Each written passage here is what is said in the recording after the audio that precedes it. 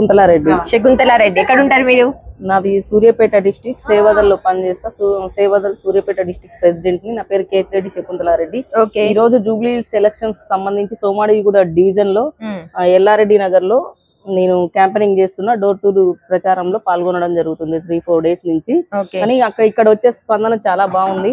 ఎందుకంటే అంతకు ముందు నవీన్ యాదవ్ చేసిన కార్యక్రమాలు వేరు, ఈ క్యాంపెయినింగ్ లో నేను చేస్తున్న సర్వీస్ వేరు. ఎందుకంటే అప్పుడు ఉన్నదానికి ఇప్పుడు ఉన్నదానికి క్యాంపెయినింగ్ చేస్తారు కదా, ఎన్ని రోజుల నుంచి చేస్తున్నారు క్యాంపెయినింగ్? నేను ఒక 5 డేస్ నుంచి క్యాంపెయినింగ్ చేస్తున్నప్పుడు మీరు డోర్ టు డోర్ వెళ్ళినప్పుడు ఎట్లాంటి రిప్లై వస్తుంది మీకు? నాకు అందరు కూడా కాంగ్రెస్ పార్టీ అమలు చేసిన పథకాల గురించి చెప్తారు, ప్లస్ నవీన్ యాదవ్ చేసిన సర్వీస్ గురించి చెప్తారు. ఏమని చెప్తున్నారు నవీన్ యాదవ్? ఇంతకు ముందు మాకు ఎక్కడికి వెళ్ళినా ఏదైనా జాబులకు సంబంధించి మా పిల్లలకు జాబులు ఇప్పించిండు, ఇల్లు లేని వాళ్ళకి ఇల్లులోకి రావడానికి మాకు ప్రయత్నం చేసినాడు, రేషన్ కార్డులు లేని వాళ్ళకి ప్రతి ఒక్కరికి రేషన్ కార్డు ఇచ్చిండు, మా అంగన్వాడీ స్కూళ్ళ వాళ్ళకి, ఇట్లాంటి అన్నిటికీ సంభావన సంఘాలు గాని ఇట్లాంటి ప్రతి ఒక్క దానికి కూడా మాకు సపోర్ట్ గా నిలబడుతున్నాడు.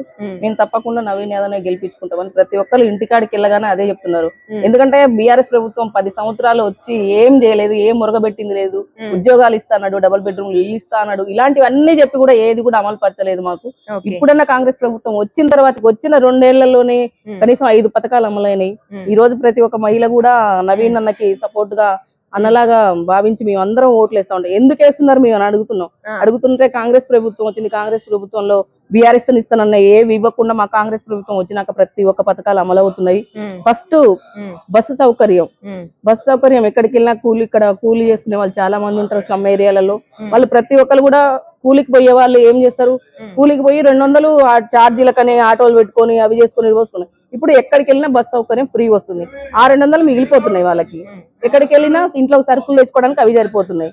ప్లస్ మళ్ళీ రేషన్ కార్డు అప్పుడు 3 ఎకరాలు ఉన్నా మొత్తం తీసేసిండు బీఆర్ఎస్ ప్రభుత్వంలో. మన కాంగ్రెస్ ప్రభుత్వం వచ్చిన తర్వాత ప్రతి ఒక్క ఇంటికి రేషన్ కార్డు వచ్చింది. రేషన్ కార్డు రావడం వల్ల సన్న బియ్యం వస్తున్నాయి, సన్న బియ్యం నెల రోజులకు సరిపోతున్నాయి. ఒక 3 ఉన్నారంటే సరే ఒక 2 పూటలకో 1 పూటకో చేసుకుంటున్నారు. సరే, కాంగ్రెస్ ప్రభుత్వాల పథకాలన్నీ ప్రజలు ఓకే అంటున్నారు. సో ఫైనల్ గా నవీన్ యాదవ్ గురించి ఏం చెప్తారు మీరు?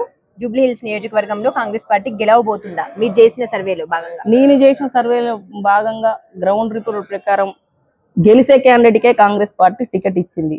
100% కి ఖచ్చితంగా ఒక 70 నుంచి 80 వేల మెజార్టీతో నవీన్ అన్న జూబ్లీ హిల్స్ లో ఖచ్చితంగా కాంగ్రెస్ జెండా ఎగరవేస్తాడు.